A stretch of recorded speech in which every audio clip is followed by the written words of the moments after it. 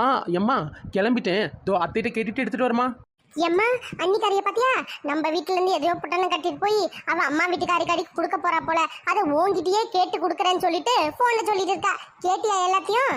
எம்மா பைத்தியக்காரி மாதிரி இருக்காத, கொஞ்சம் சூதானமா இருக்க கத்துக்கோ. அன்னிக்காரி வருவா ஏதாவது கொண்டு போறதுக்கு அம்மா வீட்டுக்கு, நீ போக விடாம தடுத்துரு அவளை. பாத்தியாம்மா நான் சொன்னது சரியா போச்சா? பெரிய பை ஃபுல்லா நம்ம வீட்ல இருந்து எதையோ எடுத்துட்டு போறா. நீ போ வேண்டாம்னு சொல்லிடு, அப்பதான் சரிப்பட்டு வரும். எல்லாத்தையும் நம்ம வீட்ல இருந்து கடத்தி கொண்டு போயிடுவா போலயே அவ அம்மா வீட்டுக்கு. எத்தே அம்மா வீட்டுக்கு போயிட்டு வரேன். இப்ப எதுக்கு உங்க அம்மா காரி வீட்டுக்கு போற? ஒண்ணும் போதவள, பையில என்னத்த கொண்டு போற உங்க அம்மா காரி வீட்டுக்கு? எத்தே டிஃபன் பாக்ஸும் டிஃபன் கேரியரும் இருக்குதே.